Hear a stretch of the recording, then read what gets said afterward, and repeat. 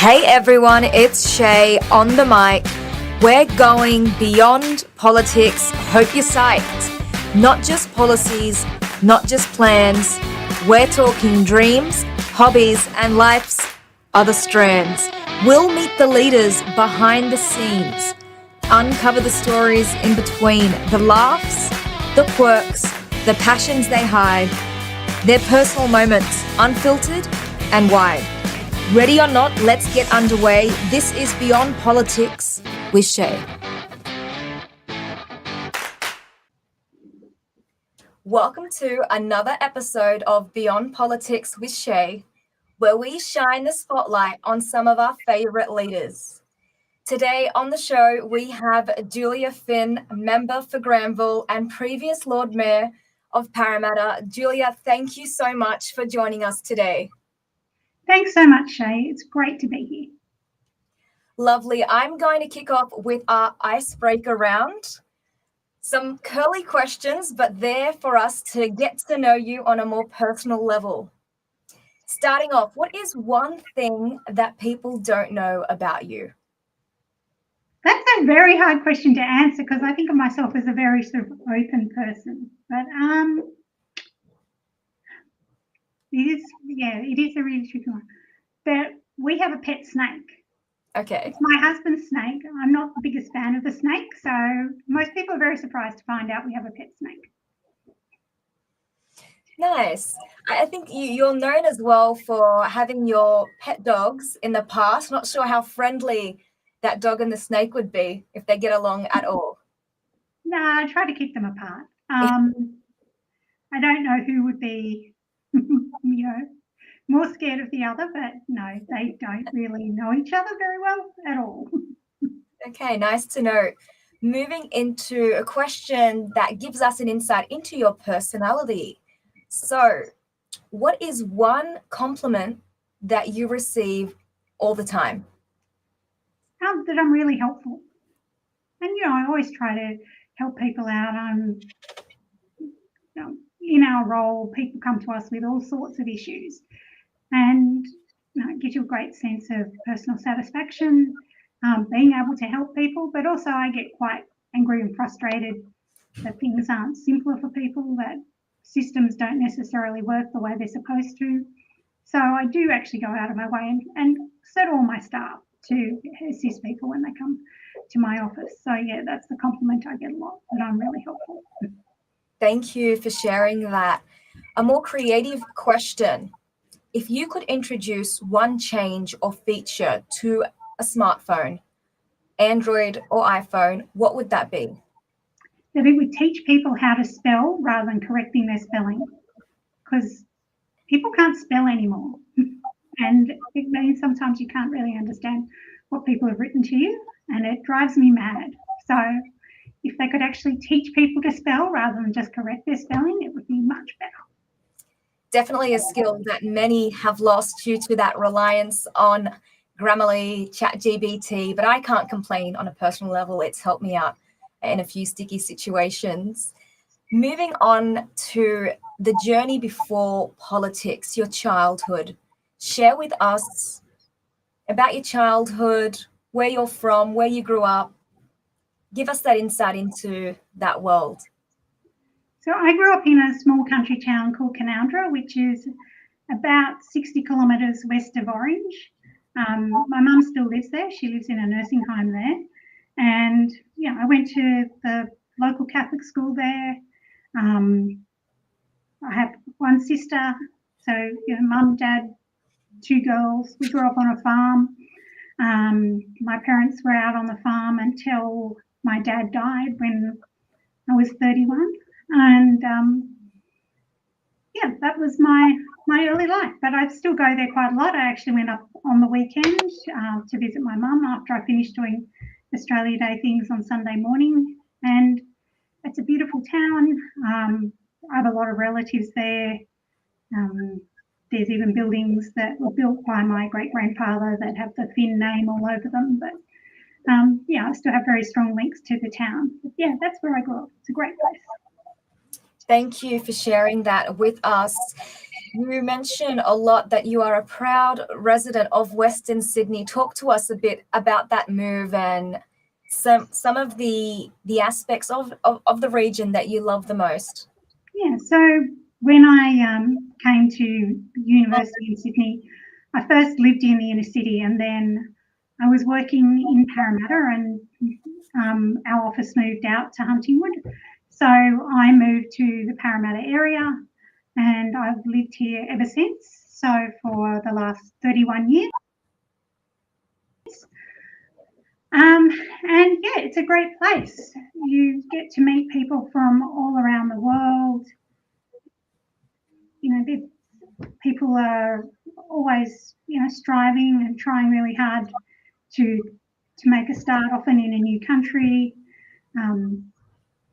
There's, you get exposed to so many different cultures, different foods,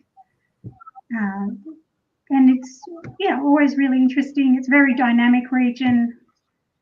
Obviously, it's changed a lot in that 30 years, and but yeah, Western Sydney is a great place, and I certainly love representing the area that I represent. I'm incredibly proud of the things that people from Granville, Guildford, Marylands, Westmead, this area managed to achieve. And we've got a really strong sense of community. People take care of one another. People actually know their neighbours here, which doesn't happen so much in other parts of Sydney. And people really are interested in each other and thoughtful and caring, and I think that's really important. Thank you for sharing that. A life in politics, or a career in politics, might I add. Some people say it's the same thing after a while. Share with us that motivation or that personal story that inspired you to dedicate your career, obviously, to the public through your political career and journey. When I was a little kid, I really admired Bob Hawke and Neville Wran, and saw the power that came in a community and in politics of being able to make changes that made things a lot better for the community as a whole. So things like allowing a lot more people to go to university, having Medicare, having, at the state level, having equitable access to education, to hospitals. And when Neville Wran was Premier, he moved a whole lot of hospital beds to Western Sydney. Before that, people used to have to go, if they had serious illnesses, often had to go to Royal North Shore and St Vincent's, even though this is where the population centres were. And the ability to make a real change and make sure that people aren't missing out, and also to do important things like protecting our environment, making sure everyone has access to culture, making sure when people come to Australia they can be supported to keep their cultures alive. I think those things are really important, and I think they're certainly worthwhile doing. So that's the sort of things that inspired me to go into politics. And what inspires me to stay, I think, is still being able to assist people, to try to make things better for our local community and also for Western Sydney. And, there's always more that can be done. And I think we're trying to do that. Thank you for sharing, and obviously that dedication throughout your life, with the residents of Western Sydney being the beneficiaries of your collective efforts. We can now move on to a more policy-focused discussion today with you. You've had the opportunity to lead a lot of reform in areas such as health and education in your career. Today's discussion, I'd like to highlight a very contentious and a hot topic for a lot of people in Australia, especially for those residents in Western Sydney: housing affordability. Now, housing affordability is a state and a federal policy issue. In your view, who has the bigger responsibility for this work and for the reform that's needed? It really is a bit of both. And certainly at the state level, we're doing everything we can to make it simpler, to get approvals, to get housing constructed. There are real constraints around finance, which is making it difficult for developers to get started. I think a lot of people are just waiting for interest rates to drop. Realistically, about 2 or 3 years ago, when this whole cost of living crisis started, inflation in construction was one of the largest areas affected by inflation, and it was 20% in 1 year. And while the rate of inflation hasn't come down, or has come down to about 2% now for construction, that's on top of that 20% that happened in that sort of 2022, 2023 period. So that's still having flow-on effects in terms of the cost of construction, especially as house prices, certainly in the area I represent, or for units at least, haven't gone up. Houses have, but units haven't gone up. So that gap between what you can sell a unit for and what it costs to build has shrunk a lot, which is making people very nervous. And a lot of them are still sitting back. So that's making things really difficult. So we have to do everything we can to work around that, because it's not the only factor. But if we can get approvals more streamlined, make sure that they still cover the things that are important, such as making sure the impacts on the neighbours aren't unfair, make sure that any sort of considerations around heritage or the environment are still given the proper weighting, but just not taking as long, I think is really important. And we do have the capacity to do that. But yeah, it's really challenging. There are also some things emerging which I think we need to get behind and support around modular housing, around some of the new technologies involved in 3D printing for home construction. And the New South Wales government is doing that in some places with new public housing. But, it's really important we do have a role there as someone who's building houses to try to encourage those newer, lower cost technologies, because it will drive down housing affordability and make things more affordable. So there's a lot that can be done.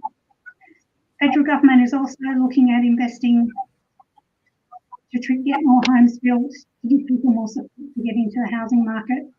But yeah, everybody needs to be doing a lot, because it is really, really difficult. And at the moment, the financial side of things, which is beyond the scope of government, is such a huge challenge that we have to make sure that other impediments just aren't really there. Thank you for that detail. You obviously touched on both a state and a federal response, the focus there being on both to help drive better outcomes for Australians. Moving on to my next question for you. Here at Oz Arab Media this year, we're shining the spotlight on property and lending experts to help our viewers get an insight into the concept of serviceability, housing affordability, and what's possible and what's not possible. In your view, serviceability, what is the most difficult thing about that concept that I think a lot of Australians still don't understand, especially when they're trying to enter the market, and for those that perhaps have never had any experience in purchasing their first home, what's one message that you could relay to them? I think the standards need to be realistic, and sometimes they need to be a bit more fluid. So the standard in Australia is to have look at a 3% margin for an increase in interest rates. Now, it might be the case at this point in time that adding 3% to what is considered to be a high interest rate might be excessive. And yet, 3 years ago, when we were at the bottom of the cycle, adding 3% didn't even cover what was going to be the increase in the following 18 months. So I think that's perhaps something that could be looked at in terms of serviceability. It's not going to change serviceability, but I think interest rates having gone up so quickly has made people a little bit nervous about their capacity to service interest rates if they were to again go up 3%. But at the same time, if it's thought that in the medium to long term that it's not likely to rise by huge amounts because it's already gone up a lot, that maybe that serviceability barrier could be looked at being a bit lower, like maybe 2%. These are just ideas I've thought of off the top of my head. So, but it is a real challenge, and probably is a real challenge at the moment to take out a loan, because you'd be looking at, given that the amount people is paying is around 6%, then adding another 3 to that, you're getting into the 9%, and that is going to rule a lot of people out. And people need to be cautious, but at the same time, I remember paying 9% interest, but I haven't paid 9% interest in the last 20 years. Thank you for sharing that, Julia. And I was actually going to interject before and mention to you, I think the housing policy, the policy problem that we have at hand is people can obviously approach it at different angles, whether that's the getting the foot in the door, or that's the initial purchase, supporting more efficient processes. But serviceability still is a challenge for many, especially as cost of living rises. So hopefully we get greater discussion about that at the state and federal level and with industry experts as well. My next question, obviously quite broadly speaking, who in your view should be the focus of any new housing policy reforms that are introduced, whether that be at state or federal level? I think the people who are missing out, and young people in their 20s who are now often not getting into the housing market until they're in their mid-30s, and they're stuck renting for a really long time. I think they should be the target. It's really hard for them to get a deposit together, even if they can meet the serviceability because they're on a good income. The deposit is such a huge barrier, especially as rents have gone up so much in the last couple of years. So, I think they're the people we need to be thinking about, and somehow making it easier for them to get their foot in the door. It's really hard unless they've got the support of their parents, and it's changed enormously in a generation. Since I was a young person, where even though interest rates were really high and the serviceability was still a real challenge, the getting the foot in the door wasn't so bad because the actual price on the house wasn't so great. And I don't want to see house prices fall, but the consequence of having house prices where they are is that the getting the foot in the door is really, really tricky, even if you've both got good jobs and the serviceability isn't a problem. Definitely, I think they would call it a wicked policy challenge, and obviously insights and the commitment from those in Parliament looking at the problem, which would be music to the ears of many. If I can move on to the last policy-related question from me before we get into the more fun side of things. If we could look at Western Sydney, you are a proud resident of Western Sydney. You're looking at its future outlook.